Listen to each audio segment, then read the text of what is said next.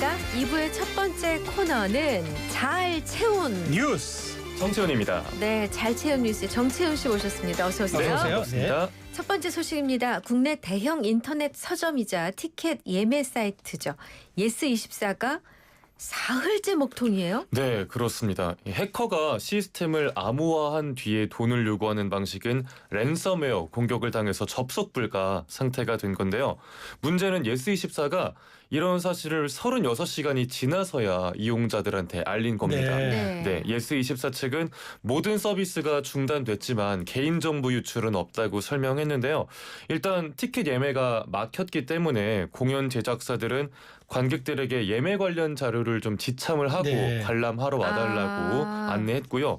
또 아이돌 팬사인회가 취소되기도 했더라고요. 아이고 저런. 이 정도면 많은 분들이 불편을 겪었겠는데 그러면 보상은 어떻게 하겠다는 겁니까? 예스24가 접속 오류로 불편 겪은 고객과 관계사에 대해서 사과를 하고 보상하는 마련 중이라고 했는데요. 서비스가 정상화되면 자세한 내용을 공지하겠다고 했습니다.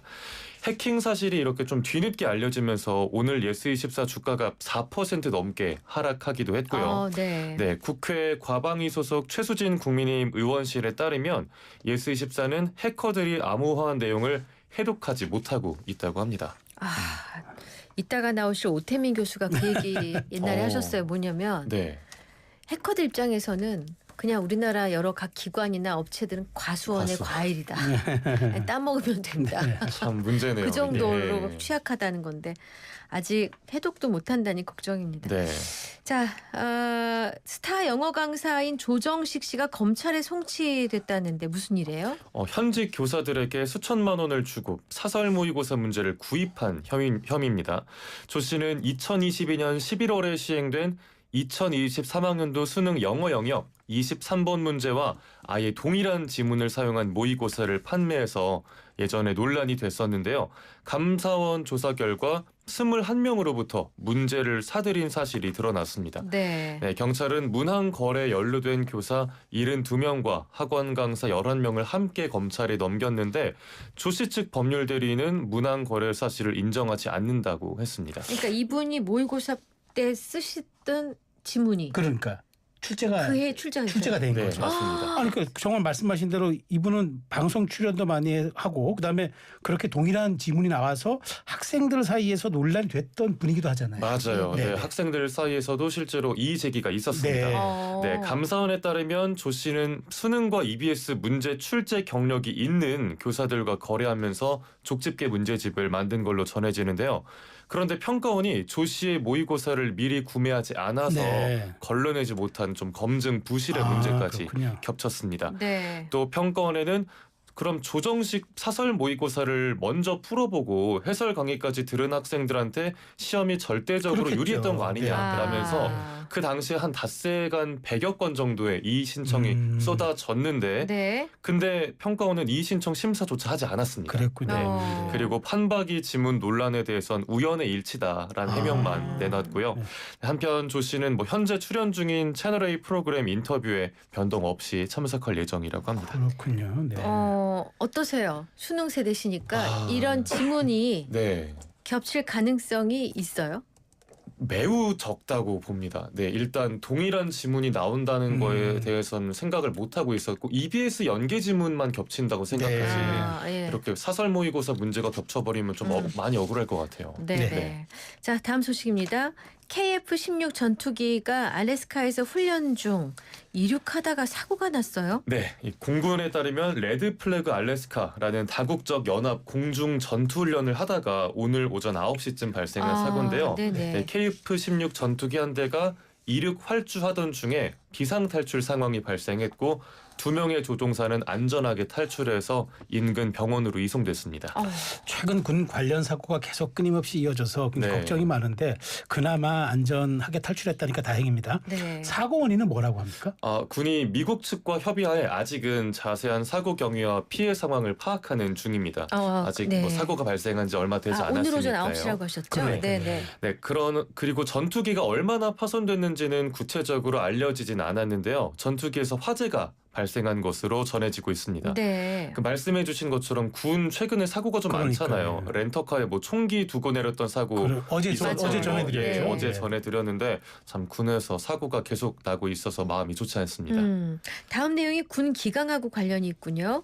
국방부가 군기 순찰 대상을 늘린다고요. 그렇습니다. 군 기강을 확립하는 차원에서 국방부가 부대 관리 훈령 개정을 예고했는데요. 네. 기존엔 군인과 군무원만 군기 순찰 대상이었는데 앞으로는 사관생도와 사관 후보생, 준사관 후보생, 부사관 후보생뿐만 아니라 이 소집된 예비역과 보충역까지 다 포함이 된다고 합니다. 네. 특히 출퇴근하는 상근 예비역 그렇죠. 있잖아요. 상근 예비역이라죠. 네. 네. 상근 예비역도 군기 순찰 대상이 되면서 군기 위반이 적발되면 정신교육이나 외출 외박 제한, 상벌 반영, 또 수사기관 인계 같은 조치를 받을 수 있습니다. 네. 또 군기강 확립 협의체를 활성화하고요. 병사들의 휴대전화 사용 위반 행위 제재 기준을 강화하는 내용도 함께 포함됐다고 하네요.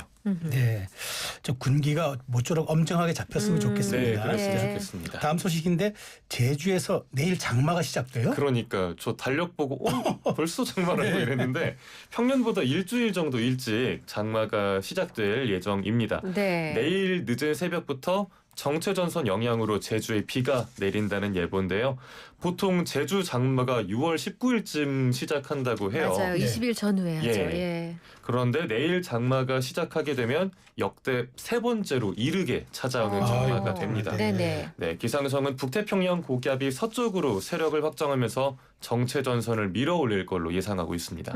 그럼 다른 지역들한테도 곧 비가 오게 될까요? 맞습니다. 내일 모레 13일에는 제주와 전남, 경남에 비가 올 예정이고요.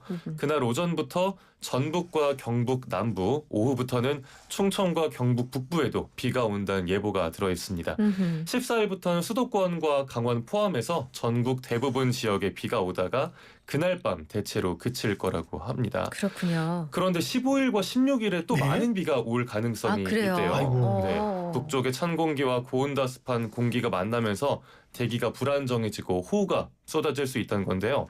그리고 지금 제1호 태풍까지 발생을 했습니다. 네. 북서태평양 제1호 태풍 우딥이 중국 남부에 상륙하면서 남긴 수증기가 우리나라로 유입이 되면 아무래도 강수량이 크게 늘어날 가능성이 있겠죠. 네. 변수가 많네요. 그러니까요. 남부와 중부지방 장마는 19일 이후 시작할 확률이 크다고 합니다. 작년에도 비가 엄청나게 와가지고 정말 고생했는데 비 오고 덥고 비 오고 덥고. 예, 맞아요. 올해 참 걱정됩니다. 네. 자, 이제 마지막 소식인데요. 코미디언 이경규 씨가 약물을 복용한 뒤 운전한 혐의로 경찰 조사를 받으면서 공황 장애에 대한 관심이 커지고 있네요. 네, 이경규 씨 소속사는 이경규 씨가 공황장애 약을 10년 넘게 먹고 있어서 약물 검사에서 향정신성 의약품이 하나 검출된 거라고 해명을 했는데요. 네. 아직 경찰 조사 결과는 나오지 않았습니다. 국내 공황장애 환자 수 자체가 계속 늘어나고 있더라고요. 네. 2023년 기준으로 환자 수가 35%나 늘었고요. 또 많은 배우와 가수, 코미디언 등 특히 좀 연예계 쪽에서 뭐 공황장애를 겪었거나 겪고 있다고 고백을 하면서 대중에게도 많이 알려진 질환입니다. 저도 친척 중에 공황장애를 알았던 그래요? 네. 조카 녀석이 하나 있는데 네. 지하철을 못 타더라고요. 아이고. 숨이 막히고 뭐 죽을 것 같은 기분이 들고 이래서 네. 굉장히 힘들어했었는데 증상이 어떤 증상들이 있나요? 우선 특별한 이유 없이 예기치 못한 순간에 극단적인 불안 증상이 나타나게 됩니다. 갑작스러운 죽음에 대한 공포를 느끼거나 숨이 막 가빠지고 막힐 듯한 느낌이 들기도 하고요. 네. 땀이 나거나 손발이 떨리는 등 공황 발작 증상이 이 짧은 시간 안에 반복적으로 나타나는 게 특징입니다. 그런데 공황장애 환자들은 증상이 없을 때도 네. 혹시나 이런 증상이 나올까 봐 항상 불안했던 두려워하면서 2차 공포를 갖게 되는 거죠. 네, 그러면서 일상생활에 어려움을 겪기도 하고요. 이 공황장애 발병 원인은 생물학적, 유전적, 인지적 요인이 복합적으로 작용하는 걸로 알려졌는데요. 네. 외부 스트레스나 개인적인 경험 등도 영향을 미칩니다. 다만 그 의사들 말에 따르면 스트레스 반응을 공황장애로 오인하는 경우도 많아졌대요. 네. 그래서 정확하게 전문의에게 진단받는 게 좋다고 조언하고 있습니다. 네. 그 왜 서울에서